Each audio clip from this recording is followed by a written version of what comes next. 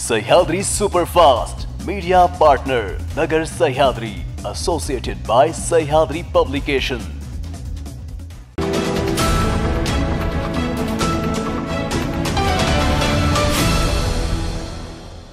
नमस्कार, मी दुर्गा। आपण पाहतात न्यूज 24 सह्याद्री। घेऊया देश विदेशातील व राज्यातील महत्त्वपूर्ण बातम्यांचा आढावा सह्याद्री सुपरफास्ट मध्ये।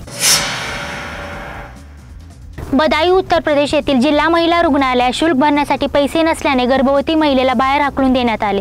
त्यानंतर महिलेची रुग्णालयात दरवाजाजवळच प्रसूती झाली। प्रचंड थंडी आणि उपचाराअभावी मुलाचा जागीच मृत्यू झाल्याची संतापजनक घटना घडली। या प्रकरणाच्या चौकशीचे आदेश जिल्हाधिकाऱ्यांनी दिले आहेत। बदायूंचे जिल्हाधिकारी मनोज कुमार यांनी सांगितले आहे की हे प्रकरण अतिशय गंभीर आहे। कर्मचाऱ्यांनी महिलेचे गैरवर्तन केले। या प्रकरणाची 3 दिवसात चौकशी होईल। 2023 मध्ये झालेल्या चंद्रयान 3 आणि आदित्य L1 च्या यशस्वी मोहिमेनंतर इस्रोकडून अपेक्षा वाढल्या आहेत। इस्रो दरवेळेस नवीन झेप घेत आहे, त्यामुळे भारताचा झेंडा 7 समुद्रापार रोवला गेला आहे। अंतराळ क्षेत्रात अशीच एक उंची भरारी इस्रो 2024 मध्ये घेणार आहे।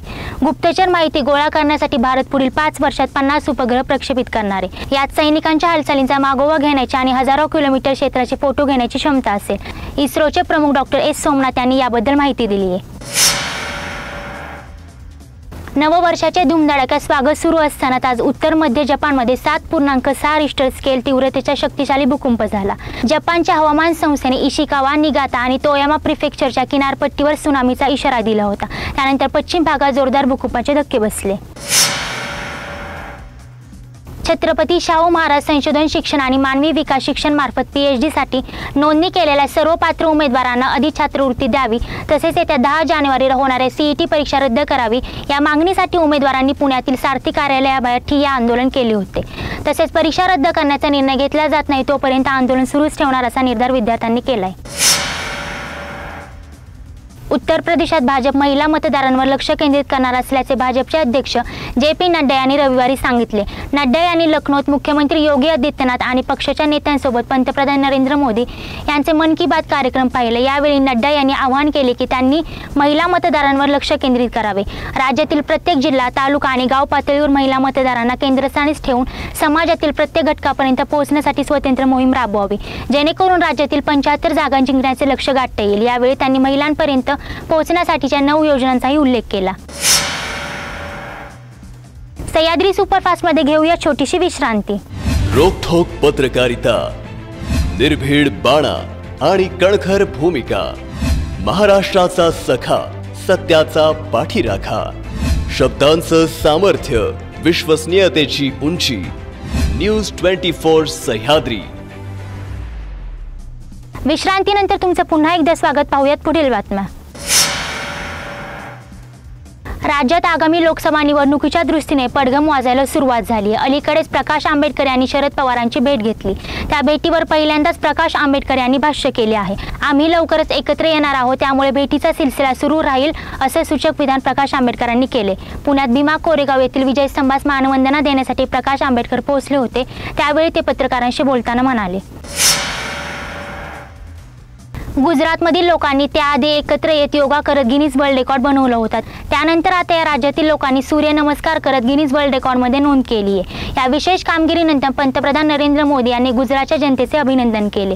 गुजरातमधील पाटणाच्या दक्षिणेत 30 किलोमीटर अंतरावर असलेल्या मोढेरा गावात मोढेरा सूर्य मंदिर तयार करण्यात आले आहे। नववर्षाच्या पहिल्या पहाटेच्या निमित्ताने या मंदिरात सूर्य नमस्कार कार्यक्रमाचे आयोजन करण्यात आले होते। उत्तर कोरियाचे राष्ट्राध्यक्ष किम जोंग उन यांचे हुकुमशाहीचे अनेक नमुने अधूनमधून पुढे येत असतात। त्यातच ते जेवढे खतरनाक तेवढेच त्यांचे नववर्षाचे संकल्पही खतरनाक आहेत। 2024 मध्ये देश 3 अतिरिक्त लष्करी हेरगिरी करणारे उपग्रह प्रक्षेपित करणार, तसेच अधिक अण्वस्त्रे आणि आधुनिक मानवरहित युद्ध उपकरणे बनवण्याचा संकल्प त्यांनी सोडला आहे। सत्ताधारी कामगार पक्षाच्या प्रमुख बैठकीत किम यांनी ही माहिती दिली। ऑस्ट्रेलियन दिग्गज डेव्हिड वॉर्नरने बुधवारपासून सुरू होणाऱ्या सिडनी कसोटीपूर्वी एकदिवसीय क्रिकेटमधून निवृत्ती जाहीर केली आहे। 37 वर्षीय डेव्हिड वॉर्नरने ऑस्ट्रेलियाच्या नुकत्याच भारतात झालेल्या विश्वचषकात मोलाची भूमिका बजावली। त्याआधी त्याने दक्षिण आफ्रिका, झिम्बाब्वे आणि नामिबिया इथे 2027 विश्वचषकापर्यंत एकदिवसीय स्वरूपात स्पर्धा सुरू ठेवण्याचा आपला मानस व्यक्त केला होता। एकदिवसीय क्रिकेटमधून निवृत्ती घेतल्यानंतर डावखुरे ऑस्ट्रेलियन सलामीर फलंदाजाने सांगितले, येत्या काही वर्षात त्याची कामगिरी जर चांगली राहिली तर तो ICC चॅम्पियन ट्रॉफीमध्ये निवडीसाठी स्वतःला उपलब्ध करून देण्याचा विचार करू शकतो। कॉफी विथ करणच्या आगामी एपिसोडमध्ये जान्हवी कपूर आणि खुशी कपूर हे हजेरी लावणार आहेत. कॉफी विथ करणच्या आगामी एपिसोडचा प्रोमो नुकताच करण जोहरने सोशल मीडियावर शेअर केलाय. या प्रोमोने अनेकांचं लक्ष वेधले. प्रोमोमध्ये दिसत आहे की जान्हवीला करण विचारतो की तुझ्या फोनच्या स्पीड डायल लिस्टमध्ये 3 टॉप कॉन्टॅक्ट कोणाचे आहेत. या प्रश्नाचं उत्तर देताना जान्हवी म्हणते पप्पा, खुशू आणि शिखर पहाडी हा महाराष्ट्राचा माजी मुख्यमंत्री सुशील कुमार शिंदे यांचा नातू आहे. जान्हवी ही शिखरला डेट करत आहे अशी चर्चा गेल्या काही दिवसांपासून सोशल मीडियावर होत आहे. सह्याद्री सुपरफास्टमध्ये इथेच थांबते, मात्र तुम्ही पाहत राहा न्यूज 24 सह्याद्री.